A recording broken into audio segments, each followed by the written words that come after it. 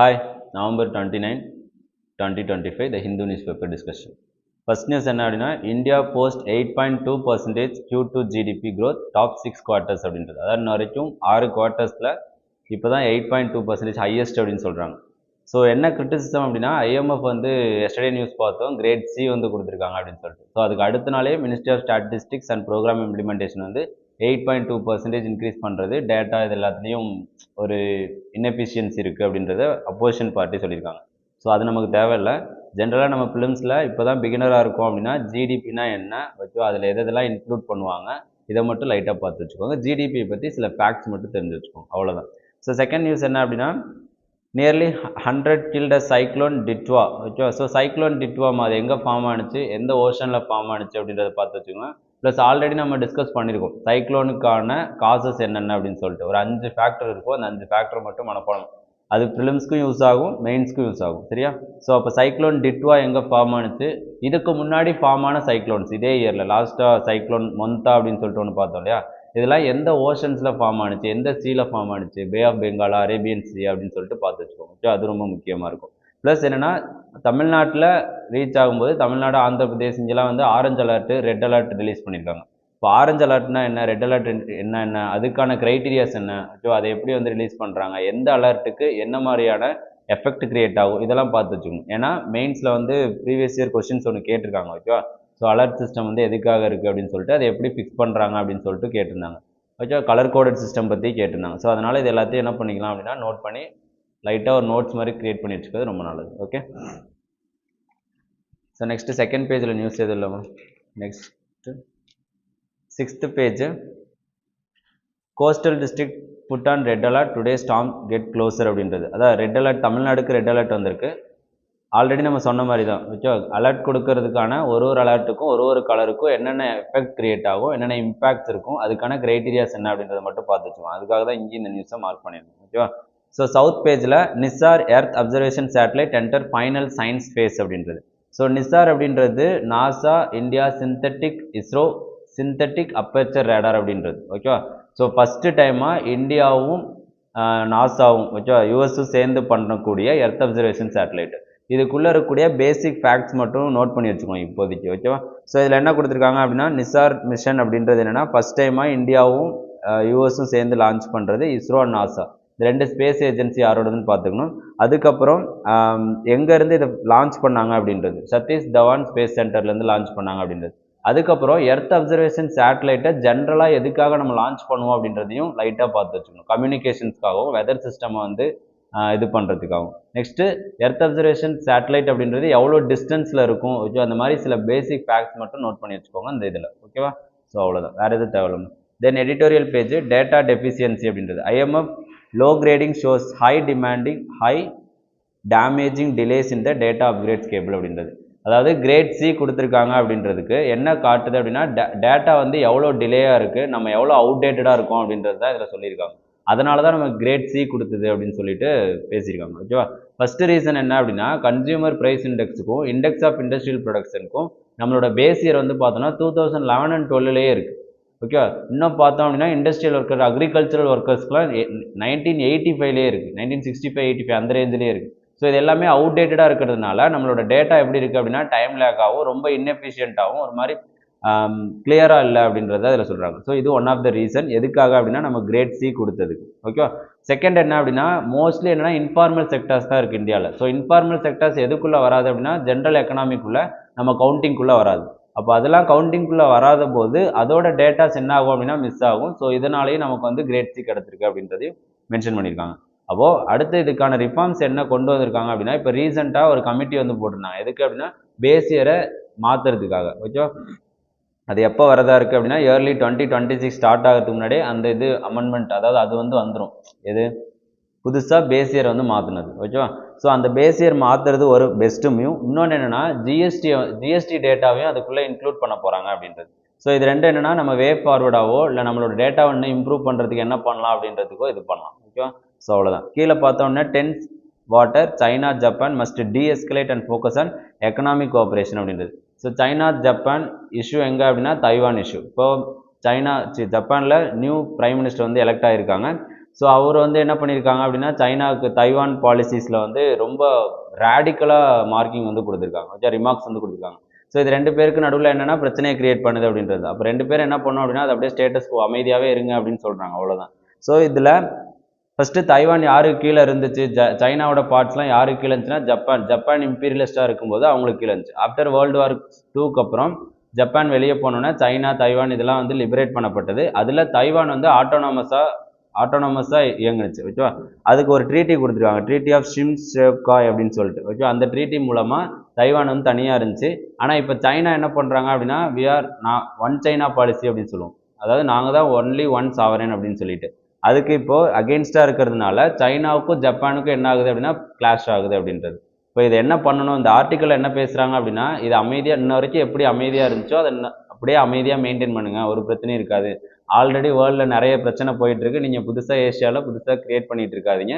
இதனால் எல்லாருக்குமே என்ன க்ரியேட் ஆகும் அப்படின்னா எக்கனாமிக் இம்பாக்ட் க்ரியேட் ஆகும். ஃபார் எக்ஸாம்பிள் சைனா என்ன பண்ணிட்டான் அப்படின்னா சீ ஃபுட் இம்போர்ட்ஸை வந்து கட் பண்ணிட்டாங்க ஜப்பான்லேருந்து. இப்போ எக்கனாமிக்கலாக இம்பாக்ட் க்ரியேட் ஆகும் அப்படின்றதுனால இதை எப்படியே ஸ்டாப் பண்ணுங்க அப்படின்னு சொல்லியிருக்காங்க, அவ்வளோதான், ஓகே.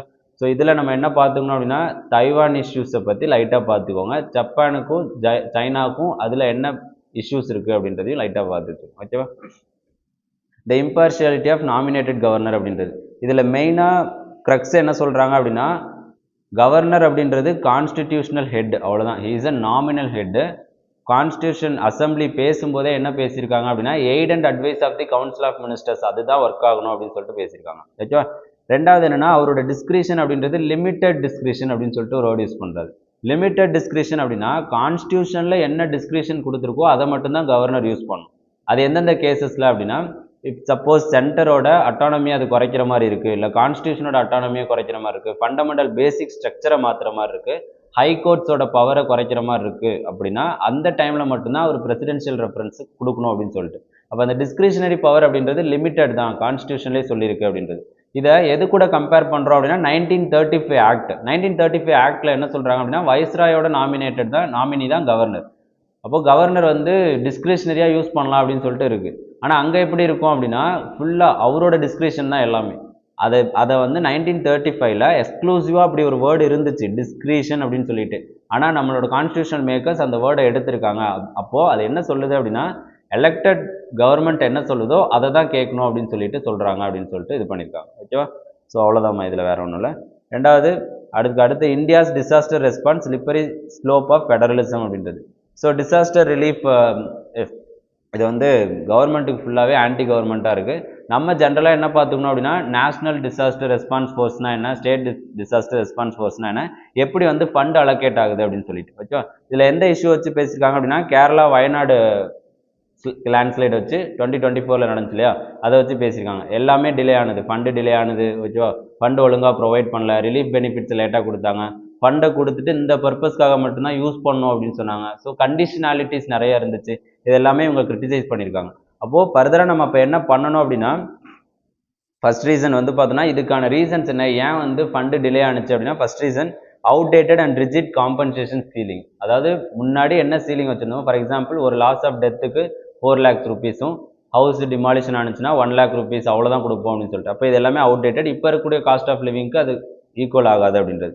அடுத்து ஆம்பிகுட்டி இன் கிளாசிஃபிகேஷன்ஸ் அப்படின்றது, எது சிவியர் டிசாஸ்டர், எது சிவியாரிட்டி இன்க்ரீஸ் பண்ணும், எது நேஷனல் லெவலில் ரொம்ப சிவியராக இருக்கும் அப்படின்றதுல நிறைய ஆம்பிகுட்டிஸ் இருக்குது, ஓகே. ஃபார் எக்ஸாம்பிள் லைட்டனிங் அப்படின்றது சிவியர் டிசாஸ்டரில் வருமா வராதா அப்படின்றது கிளாஸிஃபை பண்ண முடியல. ஸோ அந்த மாதிரி கிளாஸிஃபிகேஷன் கிளியராக இல்லாததுனாலையும் ஒரு டிசாஸ்டர் வந்து நம்மளால் எஃபெக்டிவாக பண்ண முடியல. அதே மாதிரி ஃபினான்ஸ் கமிஷனோட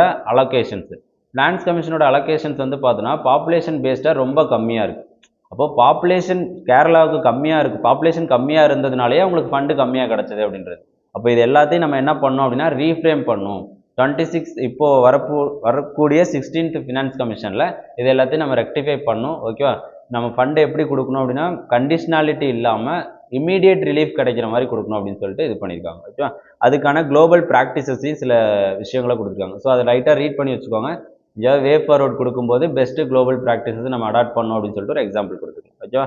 ஸோ நெக்ஸ்ட் நியூஸ் பார்த்தோம் அப்படின்னா லோக்கல் பாடி எலெக்ஷன்ஸ் இன் மகாராஷ்டிரா ஸ்டார்ட் சின்ஸ் 2022. அதாவது 2022 என்ன ஆயிடுச்சு அப்படின்னா மகாராஷ்டிராவில் லோக்கல் பாடி எலெக்ஷனை ஸ்டாப் பண்ணி வச்சுருக்காங்க. ஒன்லி ரீசன் என்ன, ரிசர்வேஷன் பாலிசி. ஓபிசி ரிசர்வேஷன் 27% கொடுக்கலாம் அப்படின்னு சொல்லிட்டு தான் அந்த இதை ஸ்டாப் பண்ணுது. ஆனால் நிறைய கேசஸ் நடந்ததுனால அது அப்படியே ஓபிசி ரிசர்வேஷனை ஸ்டாப் பண்ணிட்டாங்க. இப்போ சுப்ரீம் கோர்ட் என்ன சொல்லியிருக்கு அப்படின்னா, ஓகே ஓபிசி ரிசர்வேஷன் கொடுங்க, பட் ஆனால் அது என்ன பண்ணக்கூடாது அப்படின்னா 50% வந்து ப்ரீச் பண்ணக்கூடாது அப்படின்றது. ஓகேவா, இதில் நமக்கு இந்த நியூஸ் முக்கியம் இல்லை, ரிசர்வேஷன் பாலிசிஸ் இருக்கிறதுனால அது ரொம்ப முக்கியம். ஓகேவா, ஸோ ஓபிசி ரிசர்வேஷன்ஸ் லோக்கல் பாடிஸில் இருக்கா இல்லையா அப்படின்றத பார்த்து வச்சுக்கணும். ஸோ அப்போ எந்தெந்த ஸ்டேட்ஸில் இருக்குது, இப்போ மகாராஷ்டிரா கொடுத்ததுனால சுப்ரீம் கோர்ட் க்ரீன் லைட் கொடுத்ததுனால இன்னும் எந்தெந்த ஸ்டேட்ஸ்லாம் நிறைய ஸ்டேட்ஸ் என்ன பண்ணுவாங்கன்னா கிளைம் பண்ணுவாங்க. ஓகேவா, லோக்கல் பாடி செலெக்ஷன்னா என்ன, 73rd and 74th constitutional amendment act, அதில் என்னென்ன ரிசர்வேஷன் பாலிசிஸ் இன்ன வரைக்கும் ஃபாலோ பண்ணிட்டு இருக்காங்க அப்படின்றது. ஓகே, லோக்கல் பாடி எலெக்ஷன்ஸ் எதுக்காக கொண்டு வந்தோம் அப்படின்றதையும் லைட்டாக பார்த்துங்க, கிராஸ் ரூட் டெமோக்ரஸி இம்ப்ரூவ் பண்ணுறது. ஓகே, அவ்வளோதான். ஸோ அடுத்த news, India Russia defence ministers to meet S-500 acquisition அப்படின்றது. ஆல்ரெடி S-400 மிசைல் வாங்கியிருந்தோம். ஸோ அதில் சாங்ஷன்ஸ் அது இதுன்னு நிறைய பிரச்சனை போயிட்டு இருந்துச்சு இல்லையா. S-400 மிசைல்ஸ் எஃபெக்டிவாக ஆப்ரேஷன் சிந்தூரில் யூஸ் பண்ணோம், இது எல்லாமே இதில் கொடுத்துருக்காங்க. அப்போது அடுத்தது என்னென்னா, டிஃபென்ஸ் மினிஸ்டர் மீட்டிங் நடக்கும்போது S-500 மிசைல்ஸை வாங்குறதுக்கான ஆப்பர்ச்சுனிட்டி இருக்குது அப்படின்னு சொல்கிறாங்க. இது இன்னும் ஃபர்தராக வரும். ஓகே, S-500 மிசைல்ஸ்னால் என்ன அப்படின்னு சொல்லிட்டு, ஸோ அதை வரும்போது பார்த்துக்கலாம். S-500 பற்றி கொடுத்ததுனால நம்ம S-400 பற்றி டீட்டெயில்டாக பார்த்துக்கணும். ஏன் அப்படின்னா S-500 புதுசாக வாங்க போகிறோம். ஆல்ரெடி நம்மள்ட்ட என்ன இருக்குது, S-400 இருக்குது. அது ஆல்ரெடி எங்கே யூஸ் பண்ணோம், ஆப்ரேஷன் சிந்தூரில் எக்ஸ்டென்சிவாக யூஸ் பண்ணோம் அப்படின்றதுனால S-400 பற்றி ஃபேக்ட் நிறைய கலெக்ட் பண்ணி வச்சுக்கிறது ரொம்ப நல்லது. Okay, so India launches operation Sagar Bandhu அப்படின்றது. சாகர் பந்து அப்படின்றது ஸ்ரீலங்காவில் இப்போ சைக்ளோனால ரொம்ப டிவாஸ்டேஷன் நடந்துட்டுருக்கு. அங்கே இருக்கக்கூடிய ரிலீஃப் மெஷர்ஸ்க்காக நம்ம ஒரு ஆப்ரேஷன் லான்ச் பண்ணியிருக்கோம். அதுதான் ஆப்ரேஷன் சாகர் பந்து அப்படின்னு சொல்லிட்டு. இதுக்கு முன்னாடி நிறைய கண்ட்ரீஸ்க்கு ஆப்ரேஷன் வந்து லான்ச் பண்ணியிருப்போம். ஆப்ரேஷன் தோஸ்த் அப்படின்னு சொல்லிட்டு டர்க்கிக்கு லான்ச் பண்ணியிருந்தோம். ஓகே, அந்த மாதிரி நிறைய இருக்கும். அந்த ஆப்ரேஷன்ஸ் எல்லாத்தையும் லைட்டாக பார்த்து வச்சுக்கோங்க, எந்தெந்த கண்ட்ரீஸ்க்கு எதெல்லாம் இது பண்ணோம் அப்படின்னு சொல்லிட்டு. சில இது டிசாஸ்டர் ரிலீஃப்காக இருக்கும், சில இது வந்து பார்த்தோன்னா எவாக்குவேஷன்ஸ் மெஷர்ஸ்க்காக இருக்கும். இதெல்லாம் என்னென்ன அப்படின்னு சொல்லிட்டு லைட்டாக பார்த்து வச்சுக்கோங்க. Okay, next 12th page, delay in getting syntactic foam hit Samudrayaan அப்படின்றது. சமுத்ராயன் மிஷன்னா என்னன்னு பார்த்துக்கணுமா. சமுத்ராயன் அப்படின்றது டீப் ஓஷன் மிஷன் எக்ஸ்ப்ளோரேஷன் தான். ஓகேவா, அதாவது டீப் ஓஷனை எக்ஸ்ப்ளோர் பண்ணுறதுக்கு 6000 கிலோமீட்டர்ஸ் வரைக்கும் போகக்கூடிய ஒரு இது. ஓகேவா, ஸோ இதுக்கு சின்டாக்டிக் ஃபோம் அப்படின்றது டிலே ஆகுது. இந்த சின்டாக்டிக் ஃபோம் எதுக்காக அப்படின்னா, ஒன்ஸ் இது 500 மீட்டர்ஸ் வந்து ரீச் ஆனோன்னே ஃப்ளோட்டிங்கை சப்போர்ட் பண்ணுறதுக்காக. ஓகே, அதுக்கப்புறம் டைட்டானியம் ஹல் அப்படின்னு சொல்லிட்டு ஒன்று யூஸ் பண்ணாங்க, வெளியே யூஸ் பண்ணுற டோம். அது என்ன பண்ணோம் அப்படின்னா 500 மீட்டர்ஸ்க்கு அப்புறம் டீப் டைவ் பண்ணுறதுக்காக யூஸ் ஆகுது அப்படின்னு சொல்கிறாங்க. ஓகேவா, ஜென்ரலாக ஃபிலிம்ஸில் சமுத்ராயன் மிஷன்னா என்ன, அது எதுக்காக யூஸ் ஆகுது அப்படின்றத பார்த்து வச்சுக்கோங்க. ஸோ அது மூலமாக ராக் சிஸ்டத்தையும், ஓகேவா, ஸோ சாயில் ஃபார்மேஷனையும் ப்ளஸ் என்னென்னா ஓஷன் ஃபார்மேஷன்ஸையும் எக்ஸ்ப்ளோர் பண்ண முடியும், ஓஷன் லைஃபை எக்ஸ்ப்ளோர் பண்ண முடியும், அவ்வளோதான். ஸோ இது எதுக்கு டேரெக்டாக லிங்க் ஆகும் அப்படின்னா ப்ளூ எக்கனாமி அப்படின்னு சொல்லுவோம். இப்போ ப்ளூ எக்கனாமினா என்ன அப்படின்னு சொல்லிட்டு மெயின்ஸில் லைட்டாக பார்த்து வச்சுக்கோங்க. ஓகே, ஸோ நெக்ஸ்ட் வந்து பார்த்தோம் அப்படின்னா, World Health Organization calls on country to make fertility care அப்படின்றது. அதாவது ஃபஸ்ட்டு டைமாக வேர்ல்டு ஹெல்த் ஆர்கனைசேஷன் வந்து ஒரு கிளியரான ஒரு கைட்லைன்ஸ் கொடுத்துருக்காங்க. எதுக்காக அப்படின்னா ஃபெர்டிலிட்டி கேருக்காக. இப்போ ஃபெர்டிலிட்டி கேர்னா என்ன, அதுக்கு என்னென்னலாம் பண்ணிட்டு இருக்கோம் அப்படின்றது, ஐவிஎஃப்னா என்ன, ஓகே, அதை எப்படி வந்து ப்ரிவென்ஷன் பண்ணும், எப்படி டயக்னோஸ்டிக் பண்ணும், இன்ஃபெர்டிலிட்டியை எப்படி அட்ரஸ் பண்ணலாம் அப்படின்றது தான். மொத்தம் ஒரு 40 ரெக்கமெண்டேஷன்ஸ் கொடுத்துருக்காங்க, அதை அடாப்ட் பண்ணிக்கோங்க அப்படின்னு சொல்கிறாங்க. ஓகேவா, ஸோ அப்போது எங்கேயாவது நம்ம ஹெல்த் கேர்லேயோ இல்லை ஃபெர்டிலிட்டி கம்மியாகுது, ஸோ இதுக்கு ஏதாவது ஒரு வே ஃபார்வர்ட் கேட்கும்போது என்ன பண்ணலாம் அப்படின்னா WHO மெஷர்ஸை அடாப்ட் பண்ணுங்க அப்படின்னு சொல்லிட்டு ஒரு வே ஃபார்வர்ட் கொடுக்கலாம். ஓகேவா, நெக்ஸ்ட்டு குளோபல் நியூஸ்லேயே எது பெருசாக இல்லாமல் ஸ்போர்ட்ஸ் நியூஸ்லேயும் எதுவும் இல்லை. ஓகே, ஸோ இன்றைக்கி டிஸ்கஸ் பண்ண ஆர்டிகல் சம்மந்தமாக டெலகிராம் ஐகெட் ஐஏஎஸ் அகாடமி குரூப்பில் வந்து பார்த்தோன்னா குவிசஸ் ஒரு 5 கொஸ்டின்ஸ் போடுவோம். ஸோ அதை அட்டன் பண்ணுங்கள், இன்னும் மோர் கிளாரிஃபிகேஷன் கிடைக்கும் இன்றைக்கி டிஸ்கஸ் பண்ண ஆர்டிகல்ஸில். Okay, thank you.